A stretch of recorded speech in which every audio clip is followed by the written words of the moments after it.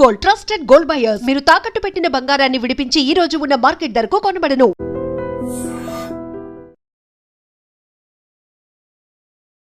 Doctor గారు నమస్తే అండి.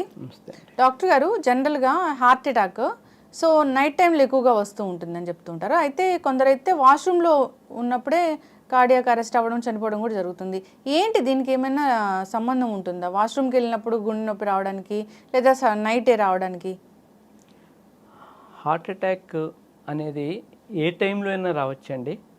కానీ మన బాడీలో రక్తం గడ్డకట్టే టెండెన్సీ నైట్ టైం ఎక్కువ ఉంటుంది.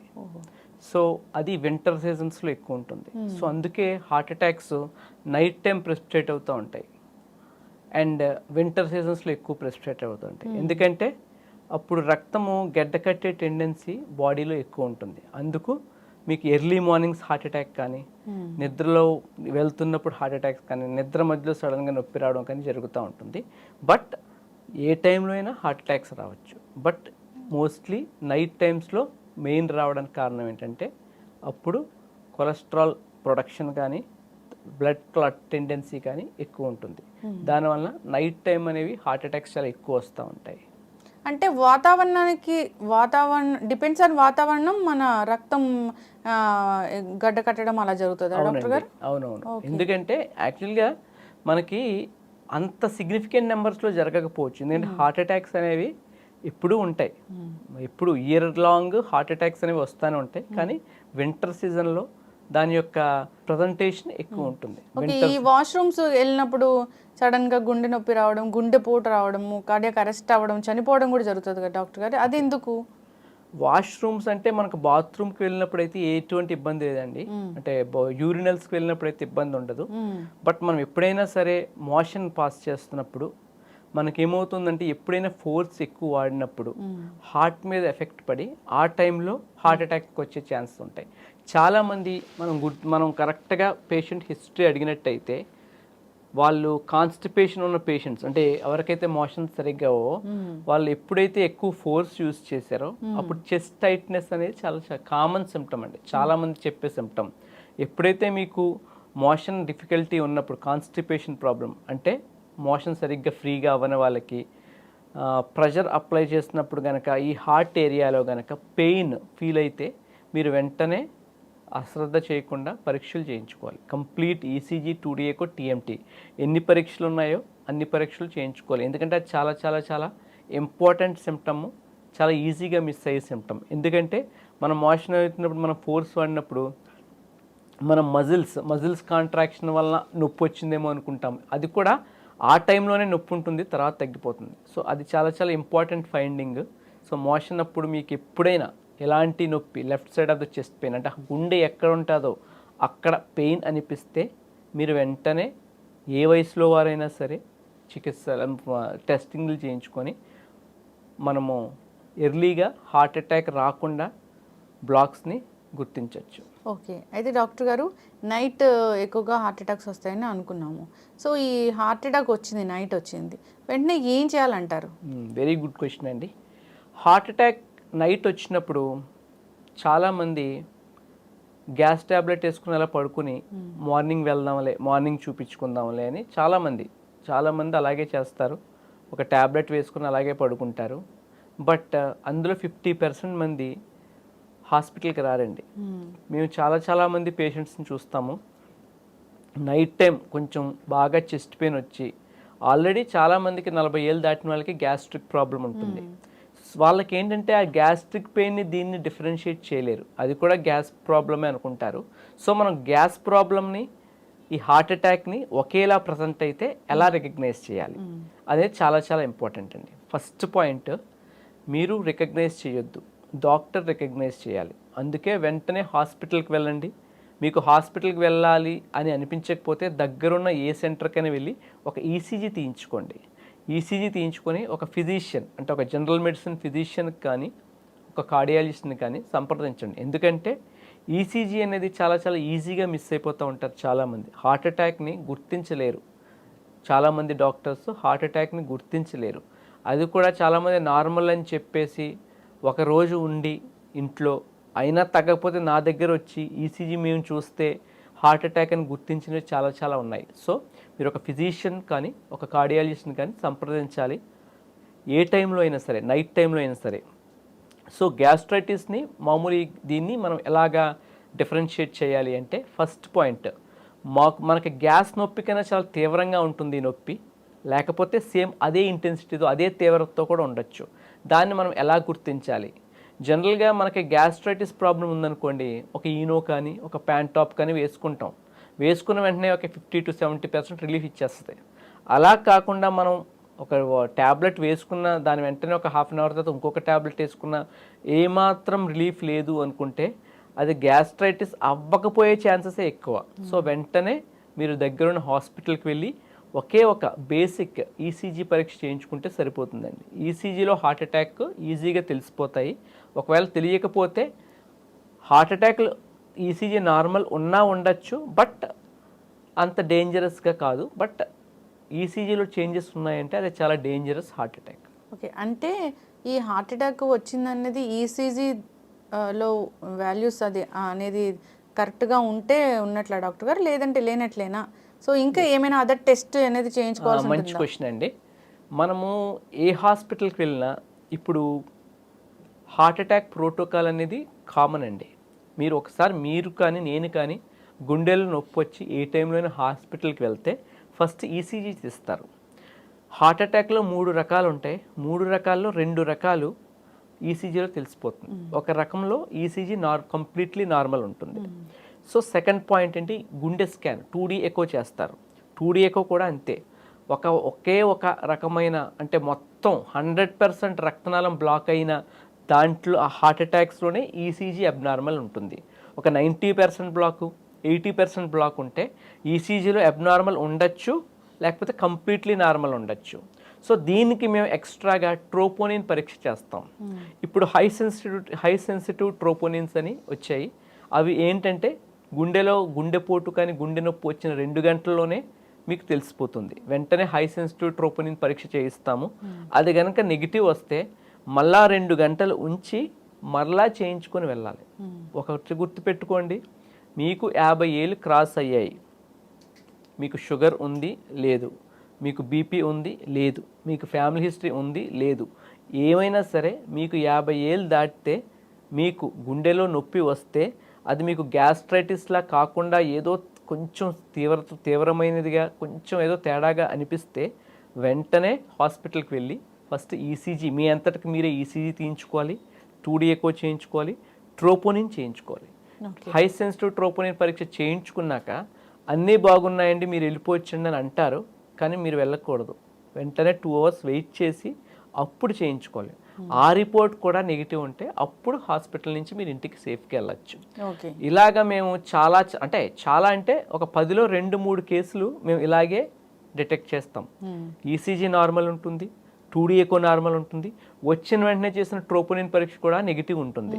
సో పేషెంట్ ఏమీ లేదు అంతా బాగుందని చెప్పి చాలా హాస్పిటల్స్ చాలా సెంటర్స్ పంపించేస్తారు. ఎందుకంటే మనం ఆ పేషెంట్స్ ఉంచుకుంటే అది కరెక్ట్ కాదు కనుక. కానీ ఉంచాలి, ఎందుకంటే అట్లీస్ట్ ఒక 2 hours ఎక్స్ట్రా ఉంచాలి. అడ్మిట్ చేయకపోయినా సరే ఒక 2 hours ఎక్స్ట్రా ఉంచి ఆ 2 hours ట్రోపోనిన్ రిపోర్ట్ కూడా, ఇది హై సెన్సిటివ్ ట్రోపోనిన్ అయితే మాత్రమే. ఒకవేళ నార్మల్ ట్రోపోనిన్స్ అంటే 6 hours వెయిట్ చేయాలి. 6 hours ఆ రోజు నైట్ మీరు స్టే చేసి 6 hours తర్వాత నెక్స్ట్ డే మార్నింగ్ ఒక ట్రోపోనిన్ చేయించుకొని అది నెగిటివ్ ఉంటేనే ఇంటికి వెళ్ళాలి. ఎంత జాగ్రత్తలు తీసుకుంటేనే హార్ట్ అటాక్ నుంచి మీకు రక్షణ లభిస్తుంది.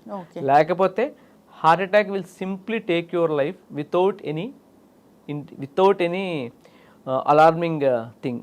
ముందు మీకు ఏ సూచన ఇవ్వకుండా జస్ట్ ఎ ఫ్యూ మినిట్స్లో మీ ప్రాణాన్ని హరిస్తుంది. So every step from doctor perspective నుంచి మేము చేయాల్సిందంతా ఈ ప్రోటోకాల్ ఫాలో అవుతాం. పేషెంట్స్ కూడా ఈ ప్రోటోకాల్ మాకు చెయ్యండి అని వాళ్ళలో చైతన్యం వస్తేనే మనం హార్ట్ అటాక్ని పూర్తిగా అరికెట్టగలం. ఎందుకంటే హార్ట్ అటాక్ వచ్చిన ప్రతి పేషెంటు చనిపోవడానికి లేదండి. ఎందుకంటే బాడీ ఇట్ సెల్ఫ్ రక్తం గడ్డకడితే బాడీలోని యాంటీకోయాగులెంట్ ఫ్యాక్టర్సే ఆ రక్తాన్ని బ్రేక్ చేయడానికి ట్రై చేస్తాయి. అది ఫెయిల్ అయిన పక్షంలో మనం ఇచ్చే డ్రగ్స్, మనం ఇచ్చే ఇంజెక్షన్స్ పనిచేస్తాయి.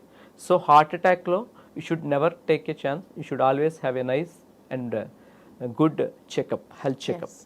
ఈ గ్యాస్ట్రిక్ నొప్పికి ఇంకా లేదా గుండె నొప్పికి ఏదైనా మేజర్గా ఈ డిఫరెన్షియేషన్ ఉందా అంటే ఏం చెప్తారు డాక్టర్ గారు? ఏదైనా ఒక లక్షణం తేడాగా ఉంటుందా అని అంటే ఏం చెప్తారు? ఓకే, గ్యాస్ట్రైటిస్కి హార్ట్ అటాక్ వస్తేను ఏమైనా డిఫరెన్స్ ఉంది అంటే it's very very closely mimics gastritis in few people. కానీ చాలామందిలో ఈ గ్యాస్ట్రైటిస్ హార్ట్ అటాక్ అనేది ఇంచుమించు సమానంగా ఉండేది 10-20% జనాల్లో మాత్రమే. మిగతా 80%లో హార్ట్ అటాక్ అంత ఈజీగా ఉండదు. ఇప్పుడు నాకు గ్యాస్ట్రైటిస్ ఉందనుకోండి, నేను ట్యాబ్లెట్ వేసుకుంటాను, తగ్గకపోతే అక్కడే ఉంటాను, ఇంట్లో ఉంటాను, జస్ట్ ట్రై చేస్తాను కొంచెం స్టేబుల్గా ఉండడానికి. కానీ హార్ట్ అటాక్ ఉన్న పెయిన్ అంత జోక్గాను అంత ఈజీ గోయింగ్గా ఉండదు, చాలా సివియర్గా ఉంటుంది. First point. దాన్ని బట్టే పేషెంట్కి అర్థమైపోతుంది. ఎందుకంటే పేషెంట్స్ ఎవరైతే మేము హాస్పిటల్కి రాము, ఎప్పటికీ రాము, మేము హాస్పిటల్కి రాననే పేషెంట్స్ కూడా వాళ్ళంతటకి వాళ్ళ కొడుకుల్ని కూతుర్ని నాకు ఏదో అయిపోతుంది అర్జెంటుగా హాస్పిటల్కి వెళ్ళాలని తీసుకొచ్చే అంత సివియర్ పెయిన్ హార్ట్ అటాక్ ఉంటుంది. Second point, heart attack pain ఎప్పుడు కూడా ఇక్కడ వస్తుందండి, లెఫ్ట్ సైడెడ్, అంటే గుండె ఎక్కడ ఉంటుందో అక్కడ ఉంటుంది. అండ్ గ్యాస్ట్రిక్ పెయిన్ కూడా అక్కడ ఉండొచ్చు. దాన్ని ఎలా డిఫరెన్షియేట్ చేస్తారంటే, ఎప్పుడైనా గుండె లెఫ్ట్ సైడ్ చెస్ట్ పెయిన్ ఈ చెయ్యికి ఇలా రేడియేట్ అవుతుందండి, ముఖ్యంగా ఇలాగా. సో మనకి ఇక్కడ ఏంది చిటికెన వేలు ఉంది కదా, చిటికెన వేలు వైపు రేడియేట్ అవుతుంది చాలా మందిలో. ఒక 30-40% మీరు అడిగితే, క్లియర్గా హిస్టరీ అడిగితే చెయ్యికి పాకుతుంది అని అట్లీస్ట్ 40% మంది చెప్తారు. And third important thing is severe sweating.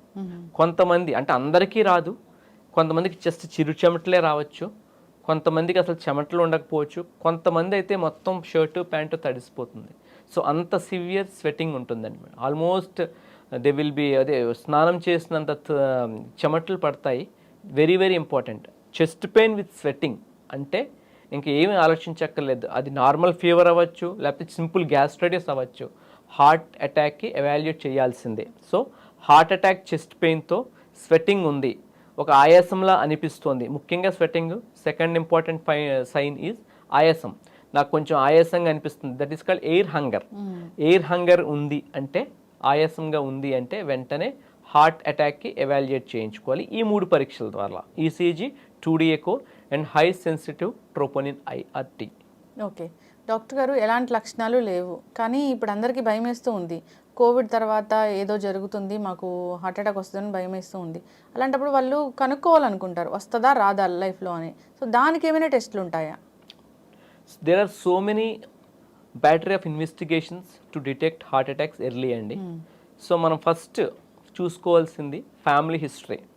మన వాళ్ళకి, మన పేరెంట్స్కి, లేకపోతే మన గ్రాండ్ ఫాదర్స్కి చిన్న వయసులో, అంటే 20 ఇయర్స్లో, 30 ఇయర్స్లో, 40 ఇయర్స్లో హార్ట్ అటాక్ వచ్చాయంటే మీరు ఒక్కసారి 20 ఇయర్స్ క్రాస్ అయిన వెంటనే every year annual health checkup చేయించుకోవాలి, కార్డియాక్ హెల్త్ చెకప్ చేయించుకోవాలి. వాటిలో ఏమి ఉండాలంటే, అందరూ ఈసీజీ, 2D ఎకో చేయించుకొని నాకు బాగుందని, అంతా బాగుందని వెళ్ళిపోతారు. కానీ అది కాదు. ఇప్పుడు ట్రెడ్మిల్ టెస్ట్ అండి, అది కూడా చాలా చీప్, చాలా తక్కువ cost investigation, which is saving almost 90% of lives. Treadmill test అనేది 90% లైఫ్స్ని కాపాడే ఒక అద్భుతమైన పరీక్ష. దాన్ని పెట్టుకొని మనం నడిపిస్తాము, కొంచెం ఫాస్ట్గా నడిపిస్తే హార్ట్ రేట్ పెరుగుతుంది. హార్ట్ రేట్ పెరిగినప్పుడు హార్ట్కి సప్లై అయ్యే బ్లాక్స్ ఉంటే హార్ట్కి సప్లై అయ్యే రక్తం కొంచెం తగ్గుతుంది, దాంట్లో ఈసీజీ చేంజెస్ వస్తాయి. సో మనకి 90% బ్లాక్ ఉన్న ఈసీజీ, అంటే ఈసీజీ అనేది రెస్టింగ్, అంటే కూర్చోపెట్టి చేసేది. 2D ఎకో కూర్చోపెట్టి చేసేది. సో రెస్టింగ్ ఇన్వెస్టిగేషన్స్లో ఒక 80% బ్లాక్, 90% బ్లాక్స్ తెలియవు మనకి. సో మనకి కంపల్సరీగా ట్రెడ్మిల్ టెస్ట్ అడిగి చేయించుకోవాలండి. First and very very very dangerous thing is family history. Family history ఉంది అంటే that itself is equal to 10 times the risk of having diabetes. అంటే ఇది హెరిడిటరీయా డాక్టర్ గారు? అంతేనండి, హెరిడిటరీ. అంటే పేరెంట్స్కి, గ్రాండ్ ఫాదర్స్కి ఉంటుంది. ఎందుకంటే వాళ్ళకు రక్తనాళాల్లో కొంచెం తేడాలు ఉంటాయి, కొలెస్ట్రాల్లో తేడాలు ఉంటాయి, అలాగా. సో ఇలాంటి వాళ్ళు ఎవరికైతే ఫ్యామిలీ హిస్టరీ ఉందో స్మోక్ అస్సలు చేయకూడదు, ఎక్సర్సైజ్ చేయాలి. మీకు బీపీ వచ్చినట్టయితే బీపీ స్ట్రిక్ట్గా 120/80 పెట్టుకోవాలి. మీకు షుగర్ ఉందంటే less than 90 పెట్టుకోవాలి, HbA1c less than 6 పెట్టుకోవాలి. ఇవన్నీ పాటిస్తే మీకు ఫ్యామిలీ హిస్టరీ ఉన్నా సరే మీకు హార్ట్ అటాక్ వచ్చే రిస్క్ చాలా చాలా తక్కువ. ఒకవేళ మీకు ఫ్యామిలీ హిస్టరీ ఉంటే నాకు షుగర్ ఉంది నేనేం పట్టించుకోను, నేను స్వీట్స్ తింటాను, నాకు బీపీ ఉంది నేను ట్యాబ్లెట్స్ వేసుకోను, నేను స్మోక్ చేస్తాను, నేను ఆల్కహాల్ తీసుకుంటాను అంటే పేరెంట్స్కి ఏ వయసులో ఏ అవలక్షణాలు లేని పేరెంట్స్కి ఏ వయసులో వచ్చిందో వాళ్ళకన్నా వీళ్ళకి ఒక 10 ఏళ్ళలో 5 ఏళ్ళలో ముందు ఉంటుంది. అదండి. ఎస్, అంటే ఎవ్రీ ఇయర్ యాన్యువల్గా వచ్చి టోటల్ బాడీ హెల్త్ చెకప్ చేయించుకుంటే మంచిది, ఏదైనా డిటెక్ట్ అవుతుంది. ఆ హెల్త్ చెకప్లో ట్రెడ్మిల్ టెస్ట్ అంటే పరిగెత్తి ఈసీజీ చేయించే పరీక్ష కంపల్సరీగా ఇంక్లూడ్ చేయించుకోవాలి. ఎస్. అయితే డాక్టర్ గారు చాలా మంది మా రక్తం చిక్కబడుతుంది, రక్తం గడ్డ కడుతుంది అని చెప్తూ ఉంటారు కదా, అది ఏంటి? రక్తం గడ్డ కట్టే టెండెన్సీ అనేది జనరల్గా మన బాడీలో ఉన్న రక్తం హోమియోస్టాసిస్ మెకానిజంతో ఎప్పుడూ ఒక సాంద్రత కలిగి ఉంటుంది, ఒక డెన్సిటీ కలిగి ఉంటుందండి. సో రక్తం ఎప్పుడు గడ్డ కడుతుంది అంటే మనకి హీమోగ్లోబిన్ శాతం ఎక్కువ ఉన్నా, మనం స్మోకింగ్ చేస్తున్నా, మనకి కొలెస్ట్రాల్ హైపర్ కొలెస్ట్రామియా ఉన్నా, ఇలాంటి వాళ్ళు మన జెనెటిక్స్ పరంగా అంటే పేరెంట్స్కి ఆ రక్తం గడ్డ కంటే మామూలు జనాలకైనా కొంచెం ఎక్కువ ఉన్నా, ఇలాంటి కండిషన్స్లోనే రక్తం గడ్డ కడుతుంది. రక్తం ఎప్పుడు గడ్డ కడద్దు అంటే యాజ్ ఫార్ యాజ్ మన రక్తనాళం చుట్టూ ఎండోథీలియం అనే పొర ఉంటుందండి. ఆ పొర నీట్గా ఎక్కడ చిన్న బ్రీచ్, చిన్న గీత, చిన్న డ్యామేజ్ లేనంత వరకు మీ రక్తం గడ్డ కట్టడం అనేది జరగదు. ఎప్పుడైతే మీకు బీపీ ఎక్కువైందనుకోండి, బ్లడ్ ప్రెషరు, సో మనకు బ్లడ్ ఫ్లో అంటే బ్లడ్ వెళ్ళే ఫాస్ట్నెస్ పెరిగిపోతుంది. దానివల్ల ఎండోథీలియల్ ఇంజురీ జరుగుతుంది. అంటే మనకు ఒక స్పీడ్తోనే ఒక బీపీతోనే ఆ ఎండోథీలియం అనేది ఇంటాక్ట్గా ఉంటుంది. ఎప్పుడైతే మీకు బీపీ హైగా ఉందనుకోండి, ఎండోథీలియం స్లోగా డ్యామేజ్ అవుతుంది. డ్యామేజ్ అవుతే ఎక్కడైతే ఒక చిన్న చిరుగులాగా చిన్న డ్యామేజ్ జరిగితే ఎండోథీలియంలో అప్పుడు అక్కడ రక్తం గడ్డ కట్టడానికి ఆస్కారం ఉంటుంది. అలాగే హార్ట్ అటాక్స్ వస్తాయి. సో ఏమవుతుంది అంటే ప్లాక్ అంటే కొవ్వు పదార్థం రక్తనాళాల్లో స్లోగా ఎక్యుములేట్ అవుతుంది. ఎక్యుములేట్ అయ్యి ఆ రక్తనాళంలో ఎక్యుములేట్ అయ్యి దానిపైన ఎండోథీలియం పొర ఉంటుంది. ఆ ఫ్లాప్లో ఉన్న ఫ్యాట్ యొక్క ఫోర్స్కి ఆ పొర చిట్లి అక్కడ ప్లేట్లెట్స్ కానీ ఈ క్లాటింగ్ ఫ్యాక్టర్స్ కానీ ఎక్యుములేట్ అయ్యి సడన్గా హార్ట్ అటాక్ వస్తుంది. సో ఇంత మెకానిజం ఉంటుందండి. సో సింపుల్గా రక్తం గడ్డ కట్టే టెండెన్సీ అనేది అంత ఈజీ కాదు. ఎందుకంటే దేవుడు కరెక్ట్గా ఈక్విలిబ్రియం మెయింటైన్ చేయడానికి కరెక్ట్గా ఇచ్చాడు కనుక. So there is no chance when your endothelium is intact. Yes, ఖచ్చితంగా డాక్టర్ గారు. దానికి అసలు ఏమాత్రం ఒక గంట ముందు, అరగంట ముందు, 10 నిమిషాల ముందు సిమ్టమ్స్ అంటే ఏం కనపడవా డాక్టర్ గారు? Sudden cardiac arrest and sudden cardiac death అంటారండి దాన్ని. సో అంటే ఐడెంటిఫై అంటే మన దగ్గరకు వచ్చే పేషెంట్స్ చెప్పగలిగితే ఆ హిస్టరీ కరెక్ట్గా తీసుకుంటే మనకి తెలుస్తుందండి. సడన్ కార్డియాక్ డెత్ అంటే జిమ్ చేస్తూ ఉంటారు, సడన్గా కొలాప్స్ అవుతూ ఉంటారు. ఏంటంటే అక్కడ మెకానిజం ఏంటంటే అండి, అక్కడ అలాంటి వాళ్ళకి ఫ్యామిలీ హిస్టరీలో రిస్క్ ఆఫ్ హార్ట్ అటాక్స్ ఎక్కువ ఉంటుంది. వాళ్ళకి కూడా సేమ్ ఇందాక చెప్పినట్టు ఎండోథీలియం బ్రీచ్ జరుగుతుందండి. ఇప్పుడు మనం ఎప్పుడైతే ఫాస్ట్ ఎక్సర్సైజ్ చేస్తున్నాం అనుకోండి, మన హార్ట్ రేట్ పెరుగుతుంది, బీపీ పెరుగుతుంది. సో ఆ బీపీ పెరిగినప్పుడు మనకు ఆల్రెడీ ఒక లోపల డ్యామేజ్డ్ ఎండోథీలియం ఉందనుకోండి ఆ వ్యక్తులకి, సో అది ఇంకా డ్యామేజ్ జరిగి ఇట్ అట్రాక్ట్స్ ప్లేట్లెట్స్ అంటే రక్తము గడ్డ కట్టే పదార్థాలు అంటే క్లాటింగ్ ఫ్యాక్టర్స్ అంటారు. వాటిని వెంటనే ఆ ఏరియాకి అట్రాక్ట్ చేస్తాయి. అట్రాక్ట్ చేసి సడన్గా మొత్తం రక్తనాళం మూసుకుపోతుంది, హార్ట్ అటాక్ వచ్చేస్తుంది. హార్ట్ అటాక్ వచ్చాక వెంటనే కొంతమందిలో హార్ట్ ఇర్రెగ్యులర్గా కొట్టుకుంటుందండి. దాన్ని వీటాక్ అంటారు, అంటే ventricular tachycardia or ventricular fibrillation అంటారు. దానివల్ల పేషెంట్కి సడన్ కార్డియాక్ డెత్ అవుతుంది. So most common cause of sudden cardiac death and cardiac arrest is a heart attack. Sudden cardiac death and cardiac arrest. Cardiac arrest కి 1.25 లక్ష కారణాలు ఉన్నాయండి. అందులో most important cause is heart attack. Okay, yes, ఖచ్చితంగా doctor గారు. జనరల్గా అందరూ కూడా జాగ్రత్తలు తీసుకోవాలని కోరుకుందాం, యాన్యువల్ హెల్త్ చెకప్లు చేయించుకోవాలని కోరుకుందాం. ఎప్పుడైనా కొద్దిగా గ్యాస్ట్రిక్ నొప్పి అనిపించినా, ఏదైనా జనరల్గా చెస్ట్ పెయిన్ అనిపించినా ఒకసారి వెళ్ళి డాక్టర్ దగ్గరికి వెళ్తే అది ఏ నొప్పి అనేది వాళ్ళు డిసైడ్ చేస్తారు. మనం ఇంట్లో కూర్చొని గూగుల్ చేసుకుంటూ అలా హోమ్ రెమెడీస్ పాటిస్తూ మన టైం అంతా వేస్ట్ చేసుకోకుండా ఉండాలి, ప్రాణాలను కాపాడుకోవాలని కోరుకుందాం. చాలామంది కూడా ఇది గ్యాస్ట్రిక్ నొప్పి అని ప్రాణాలు కోల్పోయిన వాళ్ళని అవునండి, మనం చాలా చూసాము. మంది చాలా మంది Yes. మన రిలేటివ్స్ లోనే ఉంటారు అలాగా. ఎస్, ఖచ్చితంగా డాక్టర్ గారు.